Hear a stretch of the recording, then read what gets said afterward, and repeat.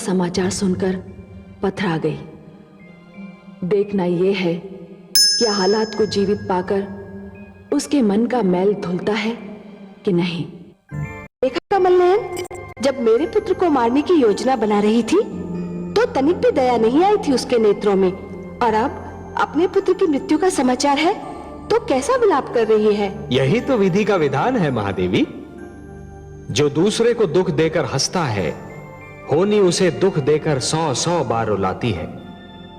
इसलिए दूसरों को दुख देने से पहले इतना अवश्य सोच लेना चाहिए कि यदि इसी दुख का वज्र अपने सिर पर गिरे तो क्या होगा। महादेवी, जिस प्रकार बिच्छू को यह ज्ञान नहीं होता कि उसका डंक केवल किसी और को नहीं स्वयं उसे भी चुभ सकता है, उसी प्रकार एक दुष्कर्मी को भी यह ज्ञान नहीं होता कि उसका दुष्कर्म स्वयं उसे भी हानि पहुंचा सकता है। परंतु महादेवी, सिंहिका तो अभी इस बात से अनजान है कि आह्लाद जीवित है। जान लेगी तो भी कौन सा प्यार उड़ेल देगी मेरे पुत्र पर।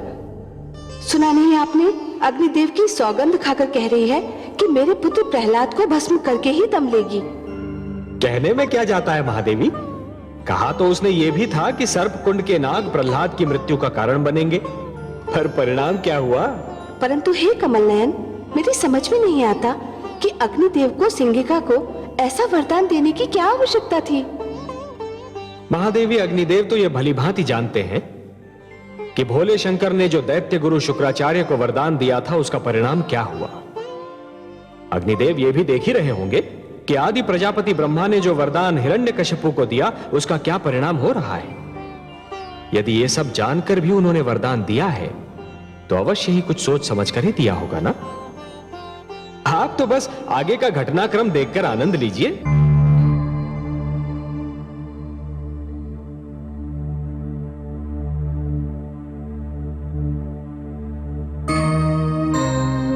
युवराज, आप जीवित हो उठे? हाँ महामंत्री, मैं काल के जाल में समा कर लौट आया। यह तो चमत्कार हो गया युवराज, परंतु यह सब कुछ हुआ कैसे? ये सब मेरे प्रिय अनुज प्रहलाद की कृपा है। ये नया जीवन मुझे मेरे अनुज ने उपहार में दिया है। परंतु मैं तो महाराज और महारानी को असुर लोक में आपकी मृत्यु की सूचना भी भिजवा चुका हूँ। यह तो बहुत बुरा हुआ भ्राताश्री। बुआश्री आपकी मृत्यु का समाचार सुनकर दुख से पागल होती होंगी। तुम ठीक कहते हो अनुज। उन्हें तुरंत सूचना भिजवाइए कि यह सब कुशल है। जो आज्ञा युवराज। नहीं भ्राताश्री, हमें स्वयं आसुरलोक पहुंचना होगा। वहाँ हाहाकार मचा होगा।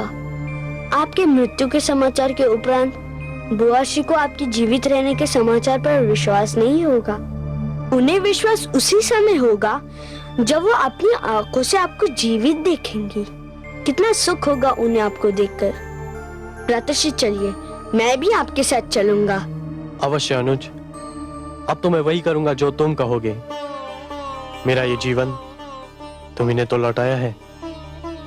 महामंत्री जी, हमारी यात्रा का प्रबंध किया जाए। जो आज्ञा युवराज। मेरा पुत्र, हाय मेरा पुत्र, मेरा पुत्र, हाय मेरा पुत्र। तुम क्यों विलाप कर रही हो? तुम्हारा पुत्र नहीं मरा, मेरा पुत्र मरा है। तुम्हारा पुत्र? तुम्हारा पुत्र?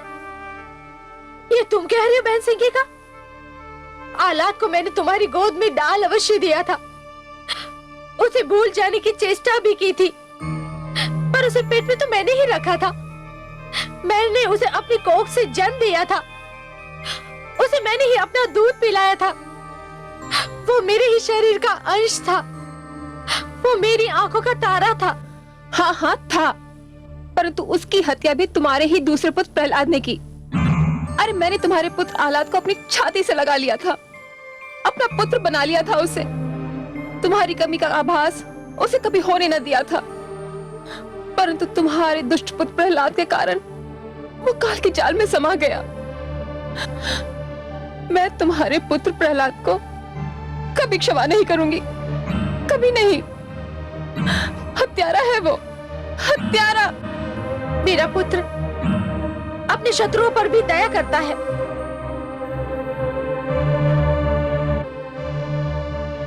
अपने बैरियों का भी आदर करता है। वह कैसे अपने भाई का हत्यारा हो सकता है? पर वो हत्यारा है महारानी, हत्यारा है वो। उसी ने औलाद की हत्या की है। हाँ हाँ, उसी ने औलाद की हत्या की है। मैं प्रहलाद का सर्वनाश कर दूंगी, मार डालूंगी मैं उसे। मैं उसके शरीर को जलाकर भस्म कर दूंगी। नहीं माते, माते इधर देखो, मैं जीवित हूँ। पुत्र, पुत्र,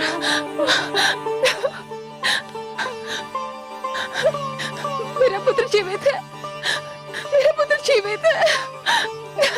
तुम ठीक तो हो पुत्र?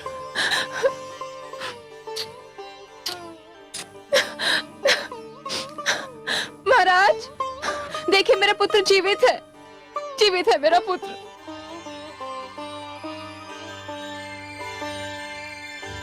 महती, मेरा पुत्र, मेरे लाल।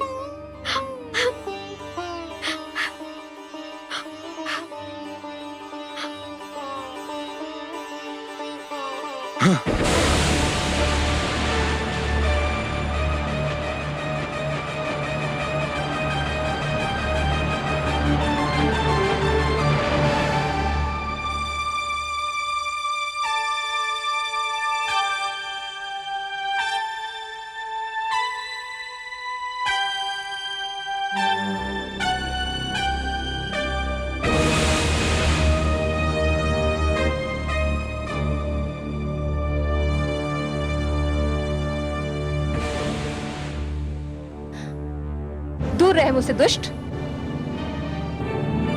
ये आप क्या कह रही है माताश्री? मेरे प्रिय अनुज प्रहलाद ने तो मुझे जीवन दान दिया है। मैं तो केवल आपको अपने जीवित रहने का समाचार भिजवा रहा था, पर अनुज प्रहलाद ने अनुरोध किया कि मैं स्वयं चलूं और एक माता अपने पुत्र को जीवित देख ले। आप इसे झिड़क रही हैं? यह तो पुरस्कार का अधिकारी है। आपने मेरे अनुज को कुछ भी कहा तो मुझे बहुत दुख होगा माताश्री, बहुत दुख होगा।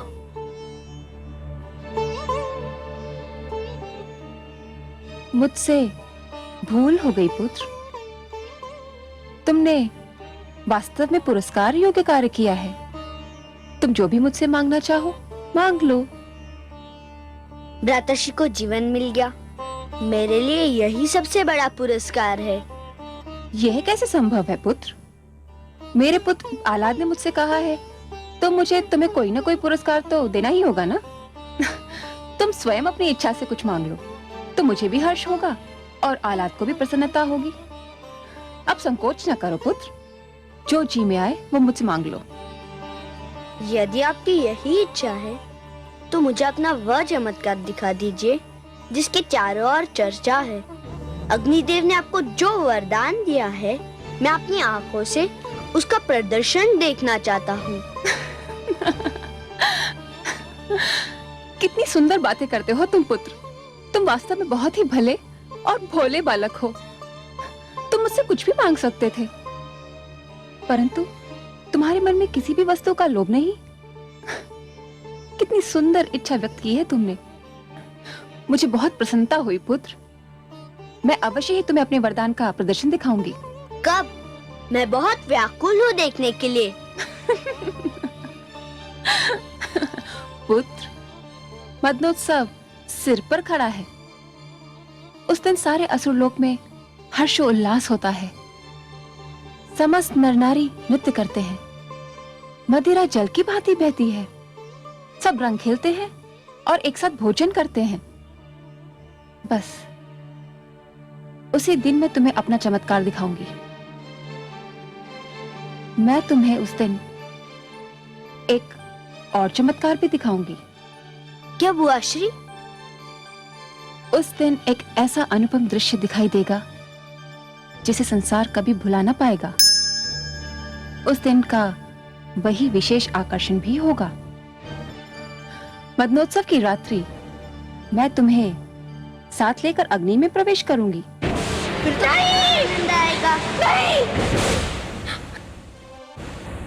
आज तो मुझे वास्तव में पुत्र प्रहलाद पर बहुत क्रोध आ रहा है।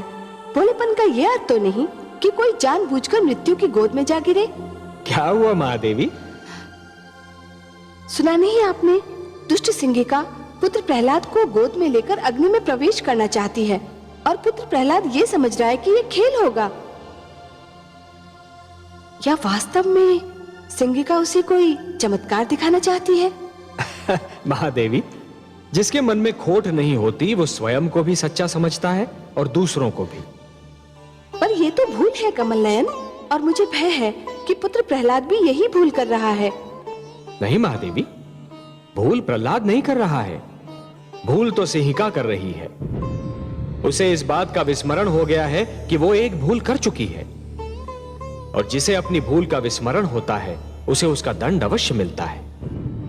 इतिहास रचा ही इसलिए जाता है महादेवी कि आने वाली पीढ़ियां ये देख सकें कि उनके पहले की पीढ़ियों ने क्या भूल की और वो उस भूल को ना दोहराएं।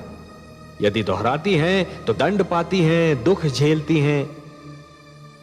सिंहिका ने जो भूल की थी उसका दंड उसे मिला था, उसके पुत्र आह्लाद की मृत्यु के रूप में।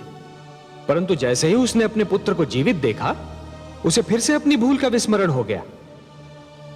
इसलिए विश्वास रखिए महादेवी, सिंहिका को अपनी भूल का दंड फिर से मिलेगा। परंतु प्रहलाद को भी तो ये स्मरण रखना चाहिए था कि सिंहिका उसे क्षति पहुंचाने की चेष्टा कर चुकी है। जानता हूं महादेवी, क्षति पहुंचाने वाले को दंड देना तो बहुत सरल है, पर उसे क्षमा करना बहुत कठिन। और जो क्षति पहुंचाने वाले को क्षमा कर सकता है वो तो पूजनीय है, महान है। आपको तो अपने पुत्र पर गर्व होना चाहिए महादेवी कि उसका हृदय इतना विशाल है। मैं जानती हूँ कि मेरे पुत्र प्रहलाद का हृदय विशाल है, उसके विचार सुंदर हैं और वो किसी को भी क्षति नहीं पहुंचाना चाहता। फिर भी सब उसके पीछे पड़े हैं, इसीलिए तो मैं चिंतित हो उठती हूँ। उसके पास सिवाय कयाधु के है कौन? आपका आशीर्वाद है महादेवी, आपका आशीर्वाद। और जिसके साथ आप जैसी जगन माता का आशीर्वाद हो उसे किसी से क्या भय हो सकता है? महादेवी, मैं तो आपको कई बार बता चुका हूं कि आपका आशीर्वाद ही प्रहलाद की सर्वाधिक महान शक्ति है।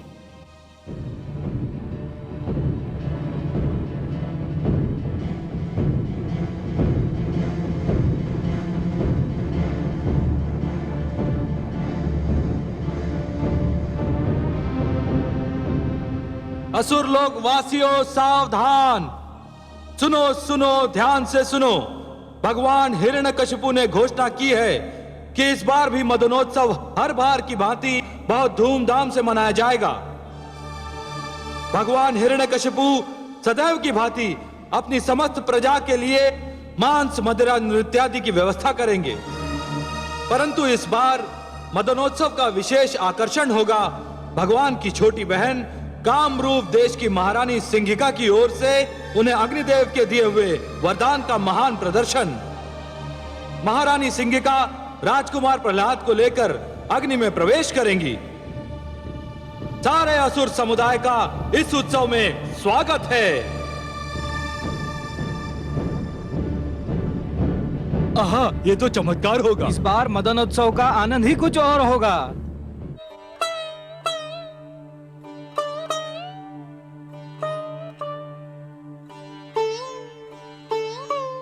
ये कैसा उत्सव है कमल नयन? मांस, मदिरा, हुड़दंग, क्या इसे उत्सव कहते हैं? नहीं महादेवी, इसे उत्सव नहीं, आप असुर संस्कृति के असभ्य प्रदर्शन का नाम दीजिए। उत्सव तो नाम है आनंद की पवित्र भावना का। उत्सव नाम है ऋतुओं के आगमन का। जब प्यासी धरती पर वर्षा की पहली फुहार गिरती है और माटी से सौंधी सौंधी सुगंध उमड़ती है, तब उत्सव मनाया जाता है कि अब धरती की प्यास मिटी, अब खेती लहराएगी, हरियाली नाच उठेगी। जब माथे पर पसीने की नन्ही नन्ही बूंदें फूटती हैं, तब उत्सव मनाया जाता है कि शरीर को कपकपाने वाली शरद ऋतु से पीछा छूटा। जब धूप भली लगने लगती है और समीर का झोंका मन में आह्लाद निर्माण करता है, तब उत्सव मनाया जाता है महादेवी कि झुलसाने वाली ग्रीष्म ऋतु का अंत हो गया।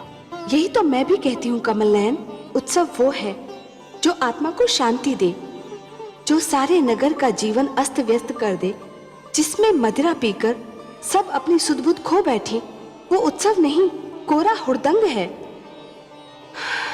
परंतु मुझे सिंगिका की चालों से चिंता हो रही है। वो मेरे पुत्र को लेकर अग्नि में प्रवेश करना चाहती है। मैं जानती हूँ कि उसके मन में क्या है। परंतु आपके पुत्र के चेहरे पर तो कोई चिंता दिखाई नहीं पड़ती। उसने तो अपनी सारी चिंताएं आप पर छोड़ दी हैं। तो आप भी अपनी सारी चिंताएं मुझ पर छोड़ दीजिए ना महादेवी।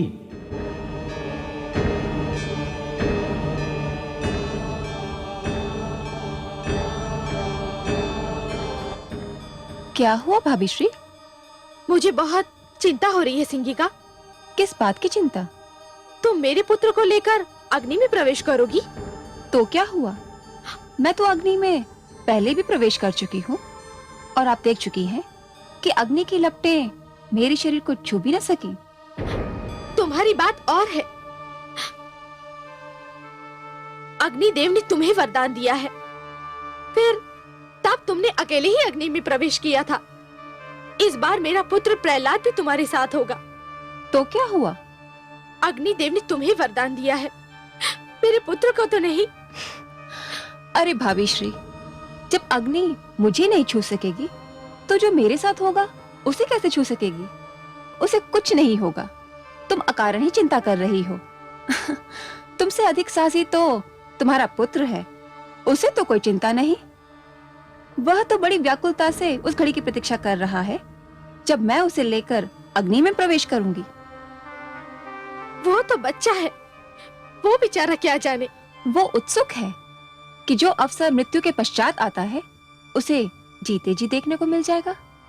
तुम उसकी चिंता छोड़ दो और जो होगा स्वयं अपनी आंखों से देख लेना। नहीं, मैं नहीं देख सकूंगी। अपने पुत्र को अग्नि में प्रवेश करते हुए देखना मेरे वश की बात नहीं। मैं वहां नहीं आऊंगी। तुम्हारी इच्छा। अच्छा, मुझे तैयारी करनी है, मैं चलती हूँ।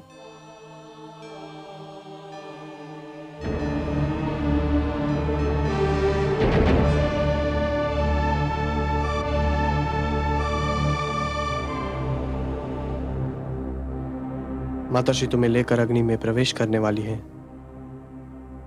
मैं तो एक एक पल गिन रहा हूँ। शीघ्र आए वो घड़ी जब मैं वो चमत्कार देख सकूं। यदि तुम्हें कुछ हो गया तो? बुआ कहती है मुझे कुछ नहीं होगा, मैं उनकी रक्षा में रहूंगा। और तुम्हें विश्वास है कि ऐसा ही होगा? हाँ, अग्निदेव का वरदान है उन्हें। पर तुम्हें तो नहीं है। तुम्हें कोई चिंता नहीं? मैं तो इतना जानता हूँ कि वही होगा जो मेरे विष्णु की इच्छा है। फिर मैं चिंता क्यों करूं? इतना विश्वास है तुम्हें अपने विष्णु पर? इससे भी अधिक। क्या उन्होंने तुम्हें कोई शक्ति प्रदान की है? उन पर अटूट विश्वास ही तो मेरी शक्ति है। जो भी तुम्हारे विष्णु पर अटूट विश्वास रखेगा, क्या उसे शक्ति प्राप्त होगी? अवश्य भ्रातश्री। संसार में तो सारा खेल विश्वास ही का है। विश्वास ही तो शक्ति देता है। मुझे भी दे सकता है? हाँ हाँ, तुम्हें भी दे सकता है। यदि ऐसा है तो मुझे भी अपने विष्णु पर विश्वास करना सिखाओ।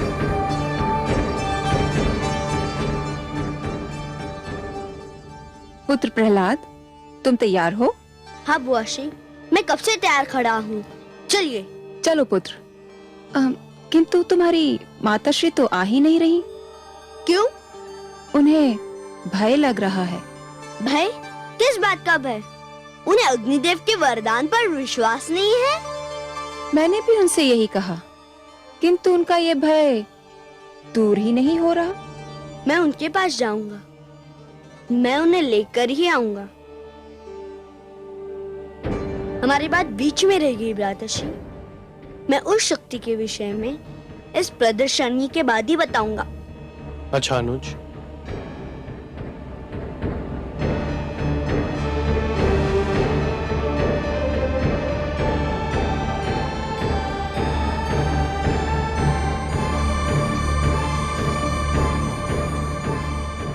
इस प्रदर्शनी के पश्चात तुम्हें किसी से कुछ भी कहने का अवसर नहीं मिलेगा।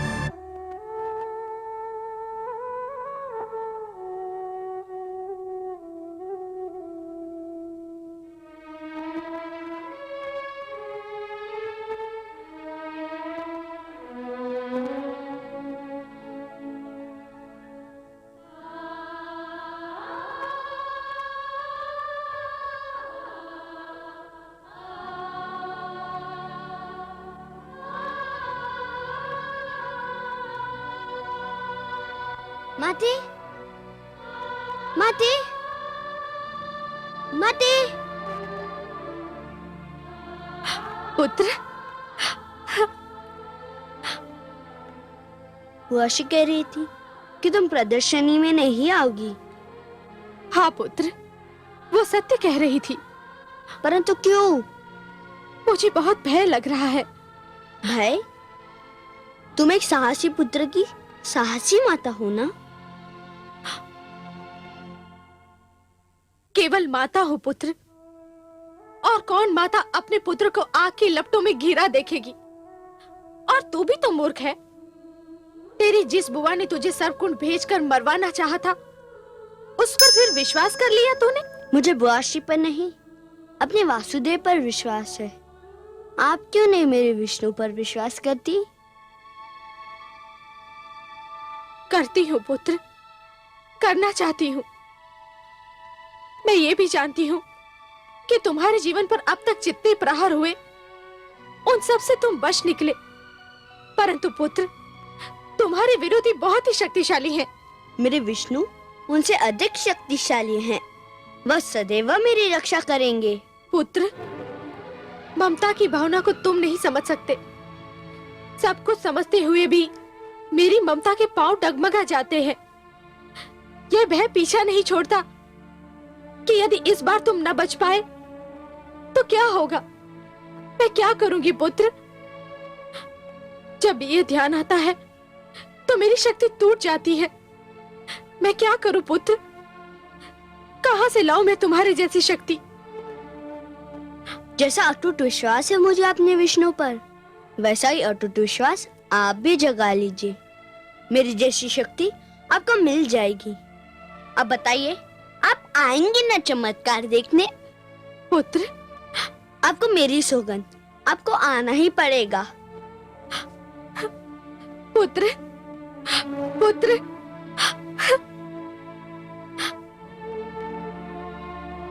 घातक,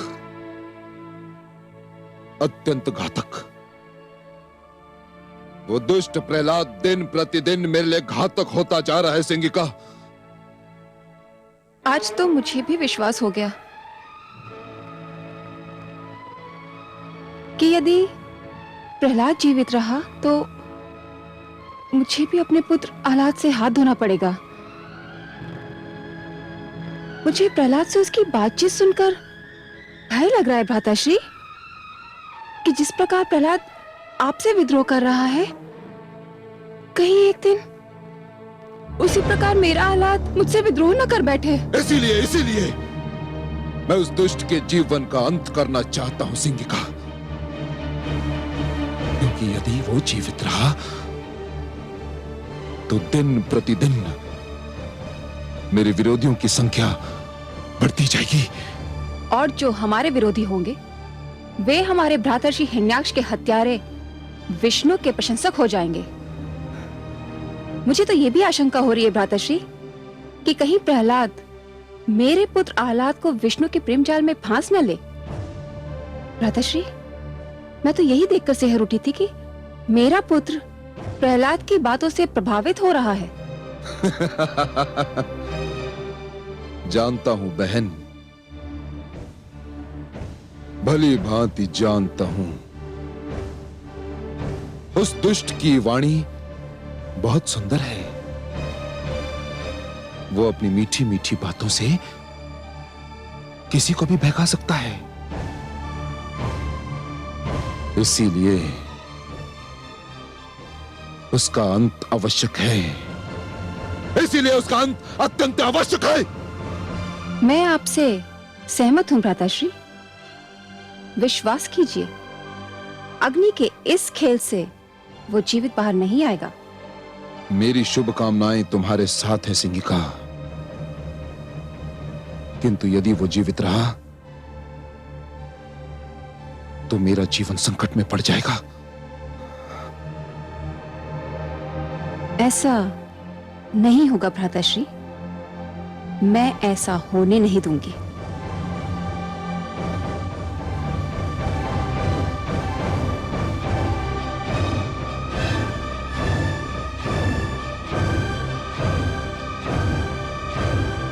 हे कमल नयन, सुना आपने पुत्र प्रहलाद ने अपनी माता से क्या कहा? वो कह रहा है कि भक्ति की भावना ही सबसे श्रेष्ठ है, ममता की भावना उसके आगे कुछ भी नहीं। कुछ बहुत अनुचित बात तो नहीं कर रहा आपका पुत्र महादेवी। आप तो इस सत्य से भलीभांति परिचित हैं कि सृष्टि में ईश्वर के अस्तित्व के अतिरिक्त बाकी सब कुछ माया है। मोह माया में फंसना अर्थात अपने जीवन के लक्ष्य को भूलने के समान है।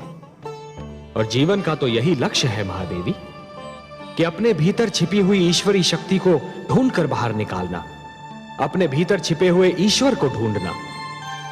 मोह तो भ्रमित करता है महादेवी और फिर भटकाता है, फिर वो मोह चाहे धन का हो या संतान का। परंतु हे दया सागर, माता और पुत्र का स्नेह तो आपकी दी हुई सुंदर देन है। अवश्य है महादेवी, परंतु कोई भी स्नेह अधिक महान नहीं होता। जीवन का तो वास्तविक उद्देश्य ही है कि ईश्वर के प्रेम में अहम को भूल जाना, क्योंकि ईश्वर से प्रेम हर प्रेम का स्रोत होता है।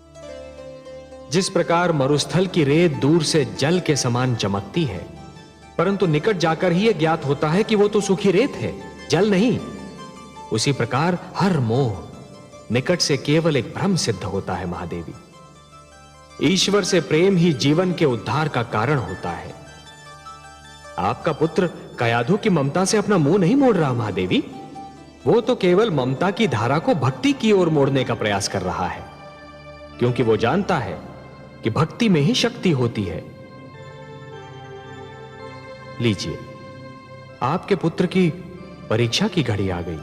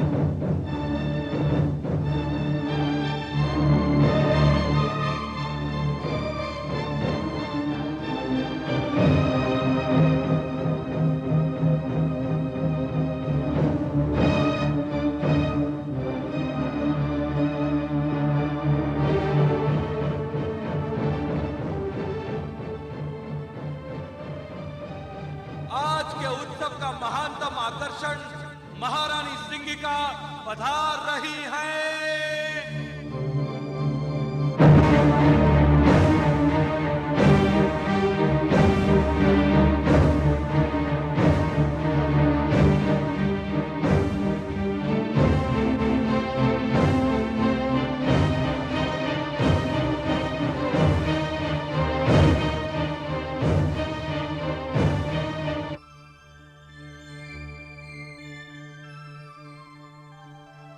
प्रणाम भ्राताश्री।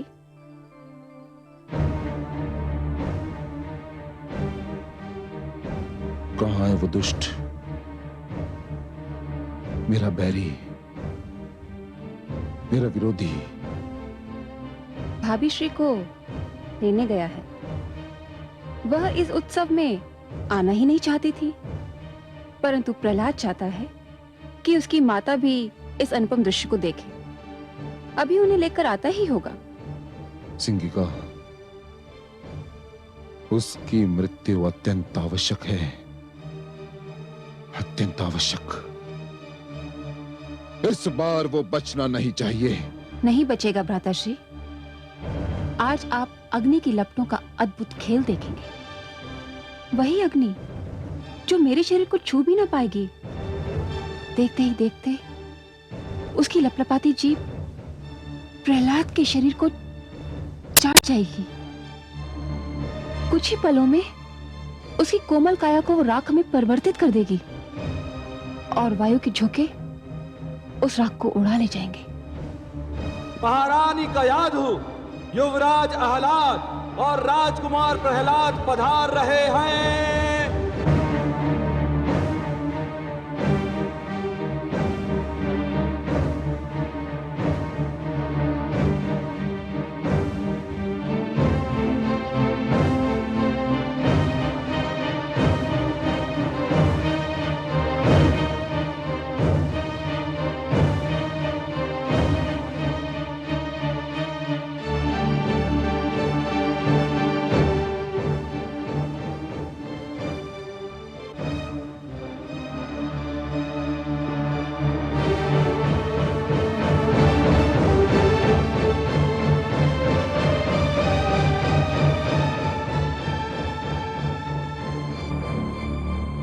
माते, मैं आपके चरण छूकर संसार के मातृत्व के चरण छू रहा हूँ। संसार की सारी माताएं पूज्य है। मुझे आशीर्वाद दीजिए माते। आयुष्मान भव पुत्र, आयुष्मान भव। चिरंजीवी भव पुत्र।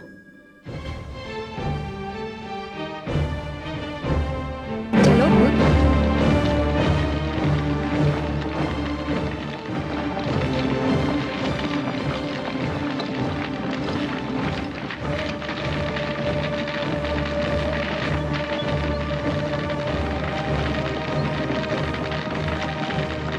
चलो पुत्र।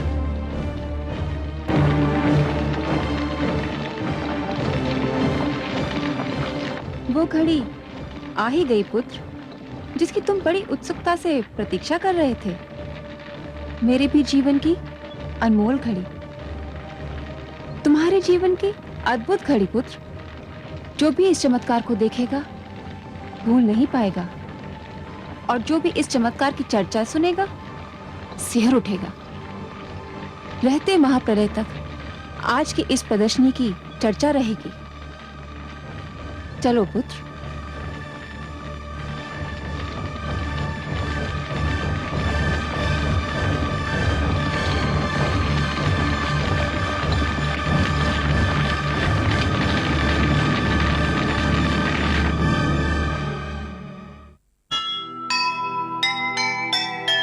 पाप नहीं फलता कभी, यही जगत की जान।